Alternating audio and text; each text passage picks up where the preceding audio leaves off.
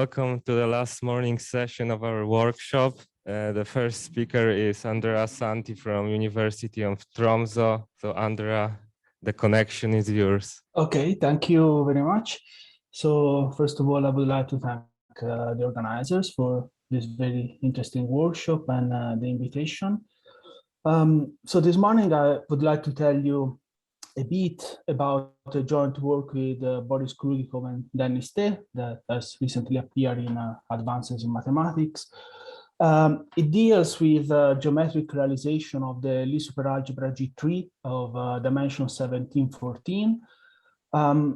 Since I imagine Lie superalgebras and supermanifolds are not familiar to a good part of the audience, I would like to start the talk with recalling the main definition and results.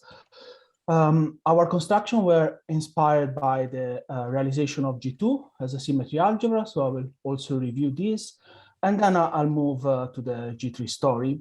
So starting with its algebraic aspects, in particular the cohomological one, that are a little more tricky than the classical counterparts, and then give you the geometric realization of G3 as supersymmetry of differential equation.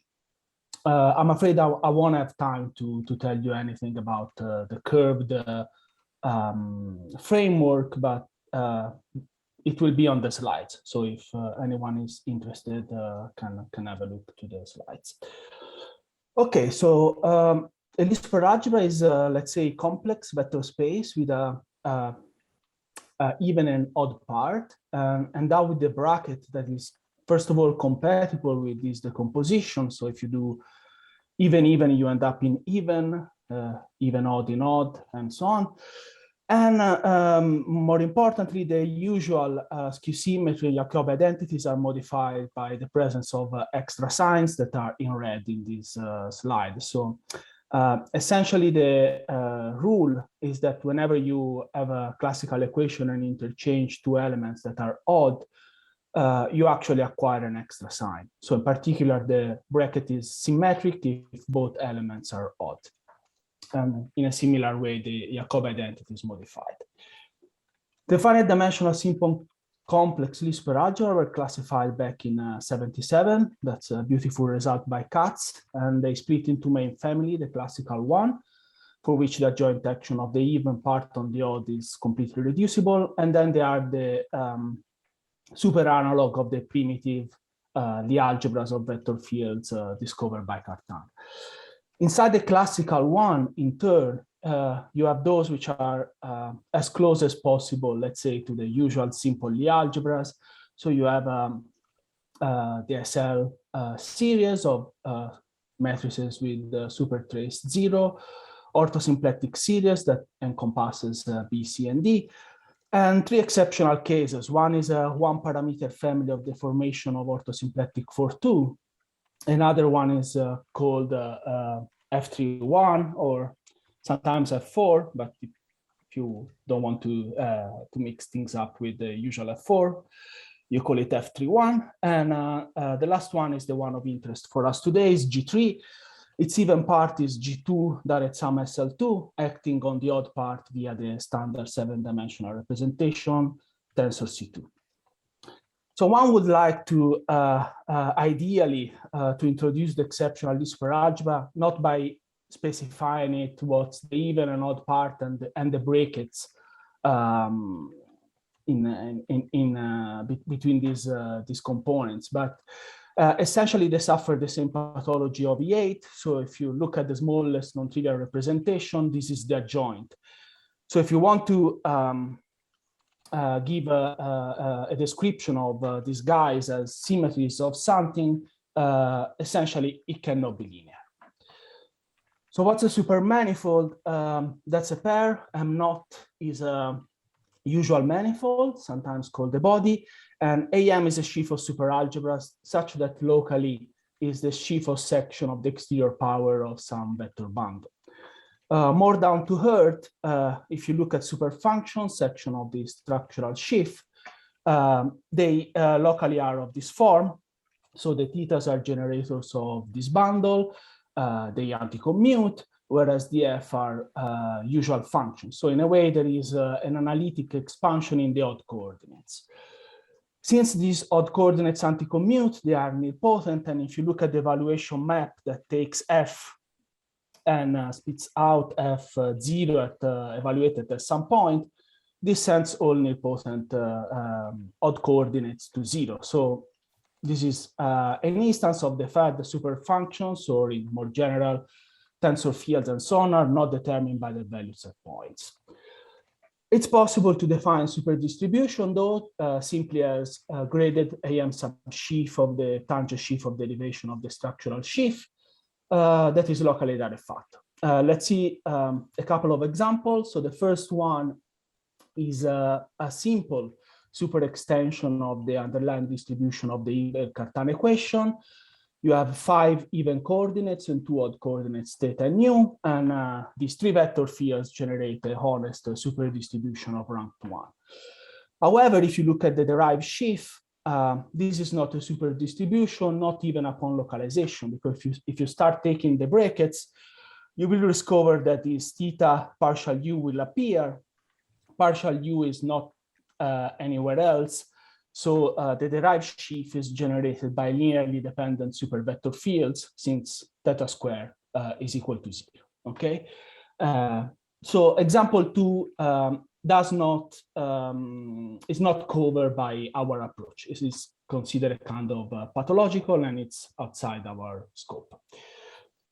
Okay, some geometric realization of G2. We are all familiar with the description of the linking diagrams. What about symmetries? One of the first one was discovered by Engel. He considered the general linear group in dimension 7 acting on 3 forms. And as we all know, it has an open orbit. And if you consider the stabilizer of a generic element, this is G2. The compact form of G2 was realized as the homomorphism of autonions by Cartan. And in more recent times, a lot of attention has been taken by the configuration space of a two-sphere rolling onto another without twisting or slipping. So the constraints in this case are given by a rank 2 distribution on a configuration space which is 5-dimensional. In general, you have SO3 symmetry, the two spheres rotate independently. But if the ratio of the sphere is 3, then actually the automorphism enhances to G2. And this is a 2-3-5 distribution as already been defined and during this workshop. So I think I can be a bit quick also here, because this has also been explained. You can recover the 2-5 flat distribution from the flag manifold G2 mod P1. Here in red, you have the parabolic. The 2 nodes circled in green are the generators of the rank 2 distribution. And if you bracket them, it's clear that you'll get something of rank 3 and then rank 5. So the fundamental invariant of 2-5 distribution was already known by Cartan. It's a binary quartic field. The modern perspective is, of course, via Cartan geometry and harmonic curvature, taking values in this case in the degree 4 component of the second Spencer cohomology group. So here M is the negative part of the 2-5 grading of G, which is G2. Okay, some other realizations. So Engel realized G2 as the symmetry of a contact distribution of a 5-dimensional manifold with a reduction of structure group given by a field of twisted cubics. And that's a description that we generalized to G3. Cartan realized G2 as symmetry of differential equation. The first one is the celebrated Hilbert-Cartan equation. You can think of this as a 5-dimensional hypersurface sitting inside an appropriate 6-dimensional jet space. And the usual Cartan distribution, if you restrict it to the hypersurface, the kernel will be a rank 2 distribution of flat 2-5 type. The other one is an overdetermined pair of PDEs. So now U is still the dependent variable. Before it was U and Z. Now we have X and Y, sorry, dependent variable, yeah, and X and Y independent ones. Then Niste in 2018 gave explicit generalization of this model to all the exceptional algebras. So before going to G3, let me briefly tell you a bit about motivation. So we are interested in giving geometric realization of these exceptional superalgebras, possibly as symmetries of some relatively simple objects. At a more general level, an interesting question is, when does a given classical geometry admit a non-trivial supersymmetric extension? And the result we obtained so far suggests that this is not always possible, and that there are restrictions for doing so.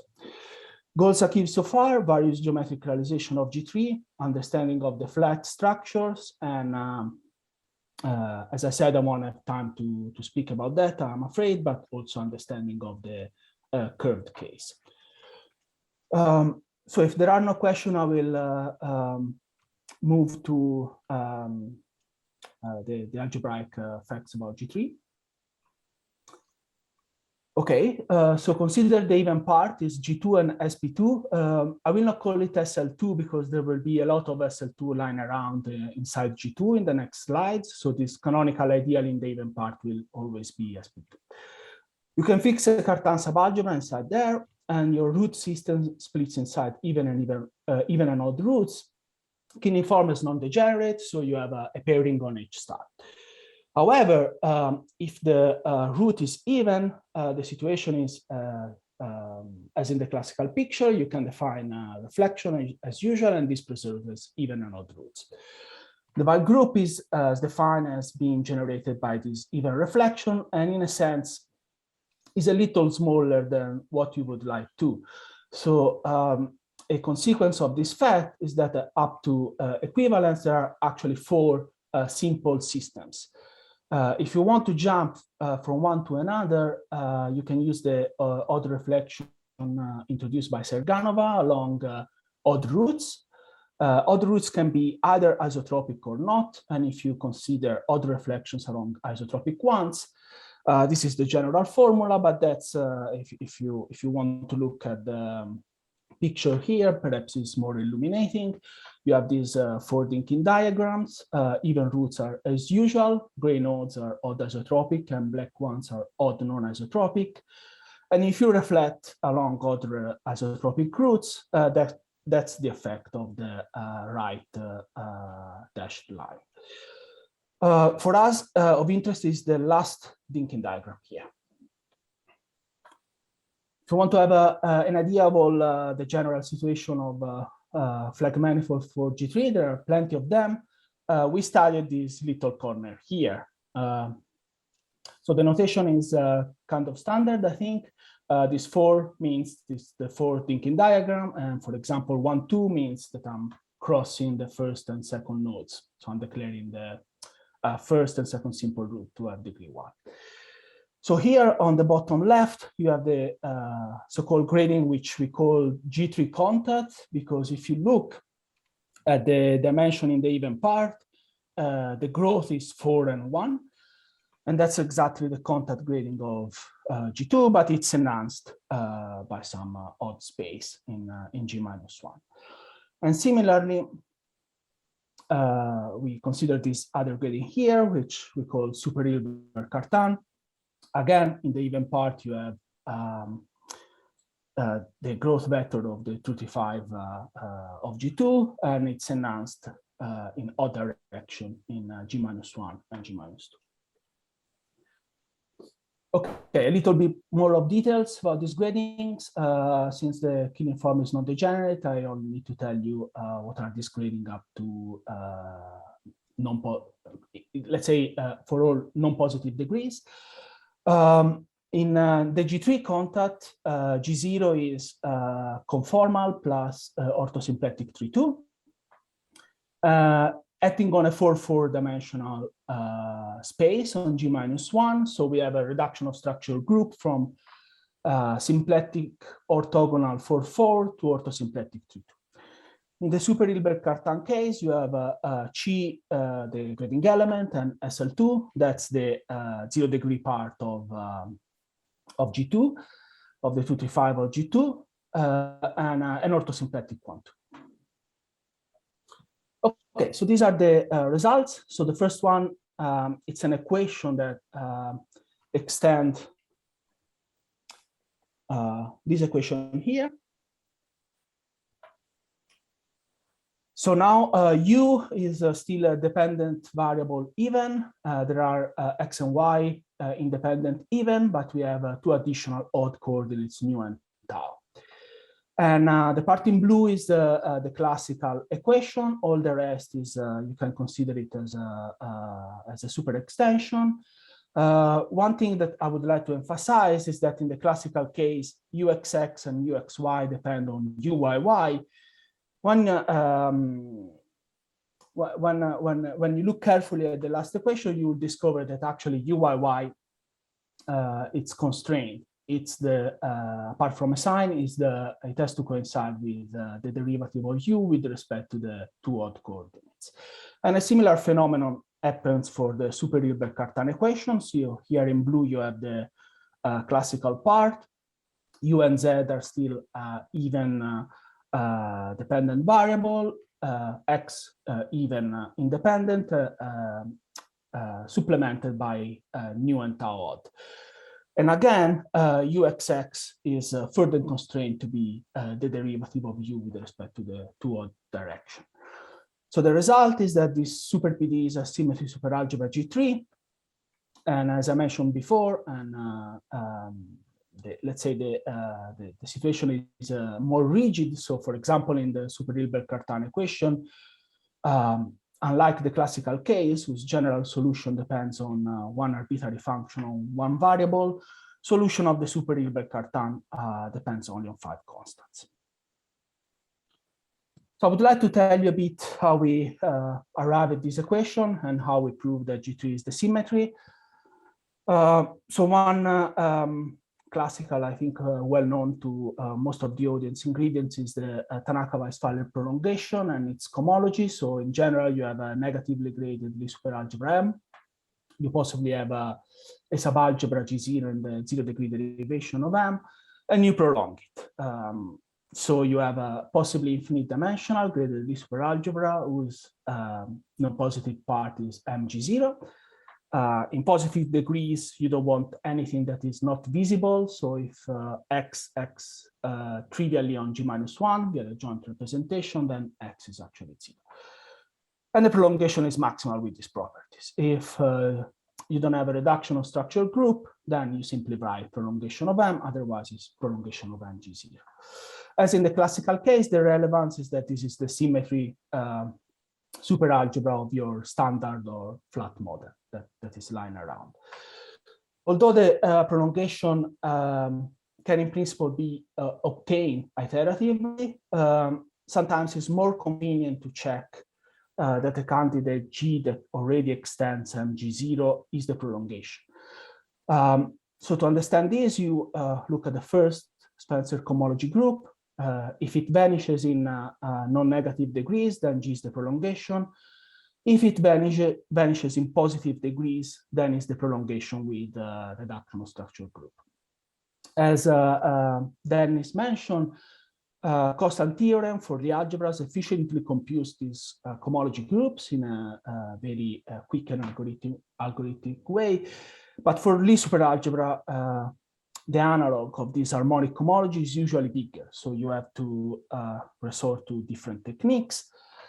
And I'll tell you a bit how we did it. So for the case of the G3 contact, we used some standard Hochschild spectral sequence that actually was too complicated for the case of the super Hilbert Cartan grading. So let me tell you how we did for the super Hilbert Cartan. Possibly if you will encounter in your life a similar problem, that's an approach that could be useful. So consider this a natural short exact sequence, an exterior power of m star meant in the super sense. So if two elements are odd, they actually commute, and the natural restriction map to the even part of m. Okay, and I'll denote the kernel by kn. So these are just the elements of lambda n m star that vanishes if all entries are in M0. So tensoring with G, here you'll have the, in the middle, you'll have the Spencer complex. The restriction map will land in the Spencer complex, but for M0. And with a little abuse of notation, I denoted G tensor this kernel with the cochains for the odd part. Of course, the odd part is not a superalgebra or a algebra, so that's just to put this notationally at the same footing as the other two guys. Concretely, these are the cochains that vanish when all entries are in M0. So that's a short exact sequence of differential complex, is equivariant for the even part of G0. So you can use the long exact sequence of G0 even modules. It starts with the component. Let's say we have this exact sequence for all possible degrees, D. So we start with the component of degree D of the centralizer of M0 and G. And then we have here in the middle, the two groups that we would like to compute. Here we have groups that are computable via constant. And here we have these funny guys that we don't have a general method to compute them.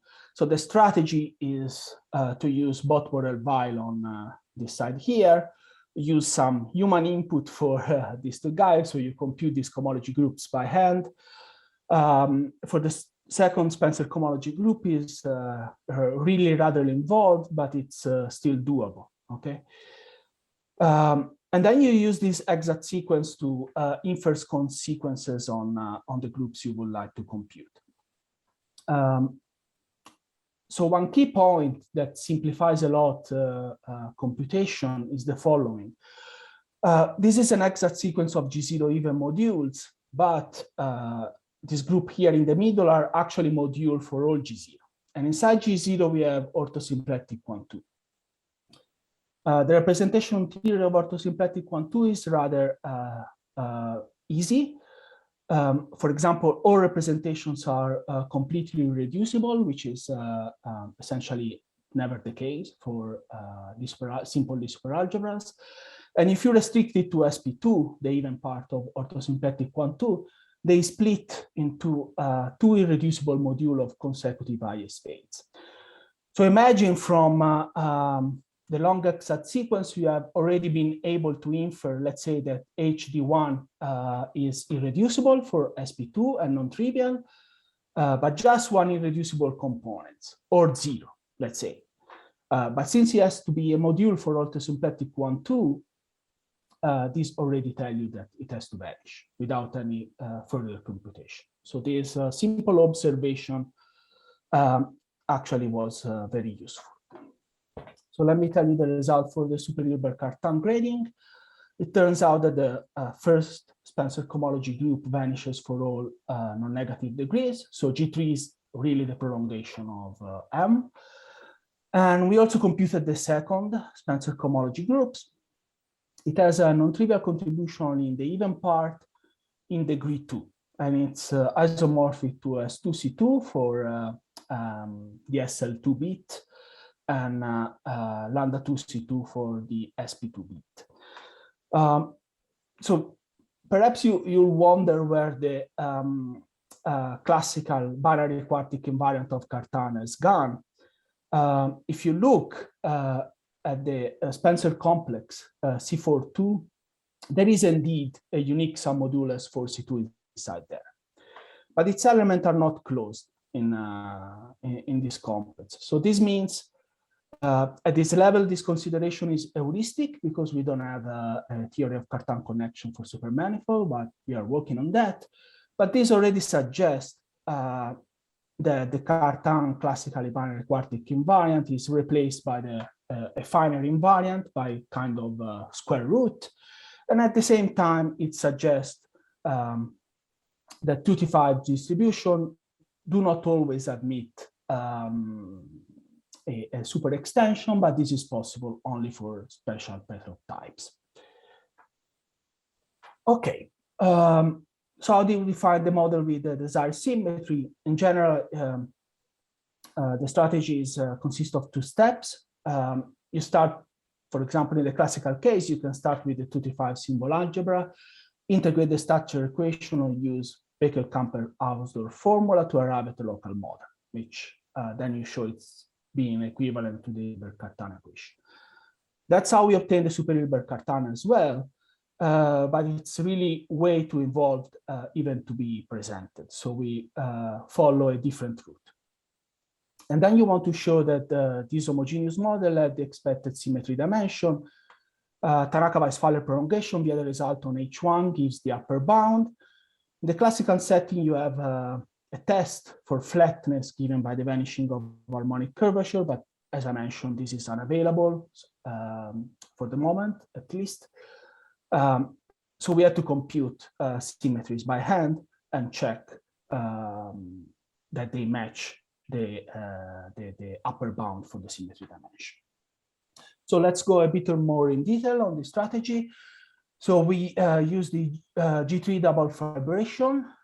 So here on the left, you'll see the G3 contact, flag supermanifold. Here on the right, the super Hilbert-Cartan, and on top the correspondence space. So the strategy is to follow this twistor correspondence in this way. So starting from the G3 contact, which remember as an additional reduction of structural group from conformal symplectic orthogonal for 4 to conformal orthosymplectic 3-2. And we realize these as a projective subvariety of the contract superdistribution, which we call the 1-2 twisted cubic. Osculating this twisted cubic, you'll get epsilon, so your PDE here upstairs. And epsilon has a Cauchy characteristics, so you can quotient by it and go down and get epsilon bar, which is the super Hilbert-Cartan equation. Okay, so let's see this a little bit more in detail. So first of all, the reduction of structural group is maximal. That doesn't follow from thinking classification of maximal subalgebras, because if you just focus on the even part, this is not a maximal embedding. So you need the crucial input for from the odd part to prove this proposition. And in general, if you fix a basis of V equal G minus 1, so this space here, you'll fix a basis of this C2 and a basis of this C2. So let's say X and Y and E and F. This allows you to make an explicit basis of V, which makes all computation explicit. Consider the line passing to the IS8 X cube. So in the projectivization of the even part of V, its stabilizer inside orthosymplectic 2 is a parabolic subalgebra, and that's the thinking diagram of this orthosymplectic 2 flag manifold. So it's not really important these basis elements here. Let me just stress that the 0-degree part is conformal orthosymplectic 1-2. That's just the grading element plus this black node. Acting on -1 via the standard and on 1 via the dual, which is actually isomorphic for orthosymplectic 1-2. Okay, so you consider the orbit through the line via the IS8, the G0 orbit, and we call it this the 1-2 twisted cubic. If you want to have an explicit expression of this projective super subvariety, you exponentiate the action of F minus 1 through the line via the IS8, and you will arrive at this equation here. So the part in red is the classical twisted cubic. All the rest, depending on theta and lambda, is our super extension, let's say. For those of you who are familiar with the functor of points in algebraic geometry, that's how you should interpret rigorously this equation. If you don't know what the functor of point is, it doesn't matter. Just feel free to think of lambda as being an even element and theta and phi odd element in some auxiliary but fixed exterior algebra. So clearly, the one-two-twisted cubic is G0 invariant, but by maximality, the one-two-twisted cubic exactly realizes the reduction of structural group we are seeking. It has already been mentioned during this workshop. There is a canonical osculation procedure. In the workshop, it was actually generalized along a more general context, I think. But the idea is the same. So you repeatedly apply f-1 to the line via x cube, and this gives you an osculating sequence of higher order affine tangent spaces. I won't have time at all to give into details here, but there are two important facts. First of all, V1, remember this osculating sequence sits inside V, which is C44, with a conformal symplectic orthogonal structure. And it turns out that V1 is Lagrange with respect to the structure. This is the first important fact. The second one is that if you pass to the gradient of this filtration, it has a natural Z-graded superalgebra structure. And if you look at the product of the graded components of degree 1, this lands into that of degree 2, which is actually isomorphic to N1 star. So what you get is actually a cubic form on the graded component of degree 1, which is C12. This is the cubic form of a simple Jordan superalgebra structure on a 1 known by the name of Kaplansky superalgebra, and this was a crucial ingredient to compute and work explicitly with the computation of symmetries. Okay, so let me summarize what we have done so far. So we started with the contact flag supermanifold with the restriction of structural group. Dimension is 5,4. And that's exactly the local model for this first order jet space. Here I'm not distinguishing between even and odd coordinates. So I runs from 1 to 4, but there are actually 2 even and 2 odd coordinates.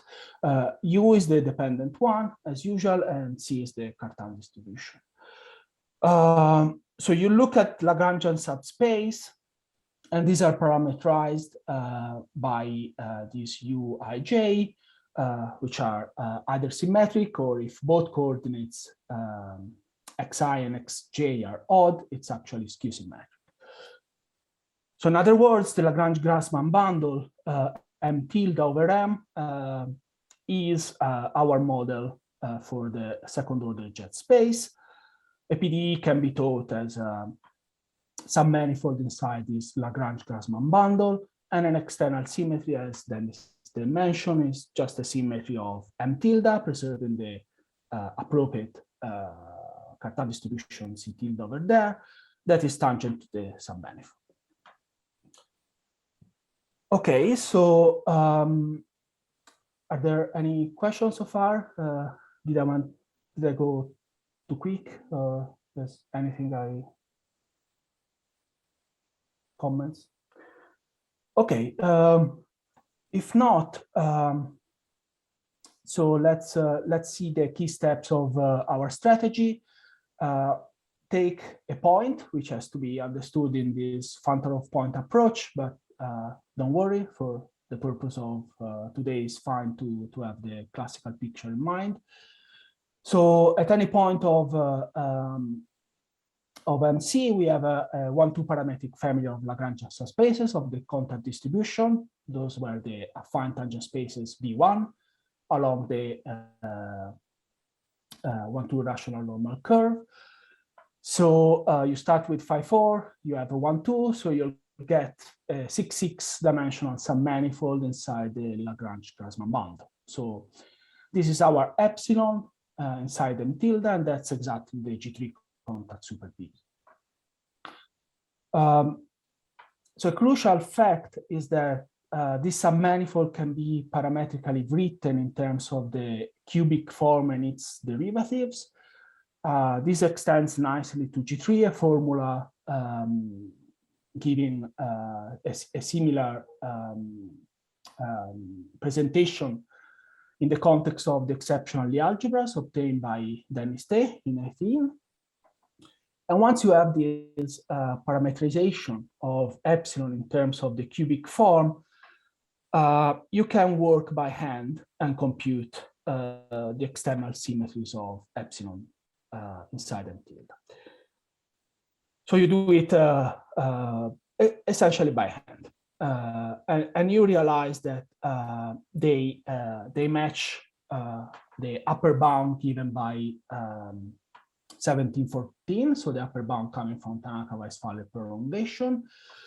A priori, this tells you that this could be a filtered deformation of G3. In the supersetting, sometimes this can happen even if your the superalgebra is simple, because there are simple superalgebras with the degenerate Killing form, but that's not the case of G3. So G3 has the grading element, and this guarantees that the symmetry superalgebra cannot be really a deformation of G3. It has to be exactly G3. Okay, so now we are living on our corresponding space epsilon with the Cartan superdistribution of rank 3, 4, and it has a non-trivial Cauchy characteristic space. So the space of that's the space of sections of the distribution that are symmetry of the distribution as well. So this is a module for the space of superfunction, and in our case of interest is generated by an over-vanishing even supervector fields. You can quotient by it, so you jump from 6 dimension to 5, 6, and your distribution goes from 3, 4 to 4. So these are exactly the dimension for the super Hilbert Cartan flag supermanifold. And indeed, what you do, you show that the epsilon bar obtained in this way with the Cartan superdistribution is the one associated to the super Hilbert Cartan equation. So you need to prove also for the super Hilbert Cartan equation that the symmetry is the full G3, but this follows a similar reasoning for the G3 contact case, so I'll skip it. How much time do I have left? 5 minutes? Okay, so maybe 3 minutes, sorry. 3 minutes, okay. Yeah, I don't know if, yeah, I will need more to say a few words about the curved case. So I think I can stop here. Thank you, Andrea, for this talk.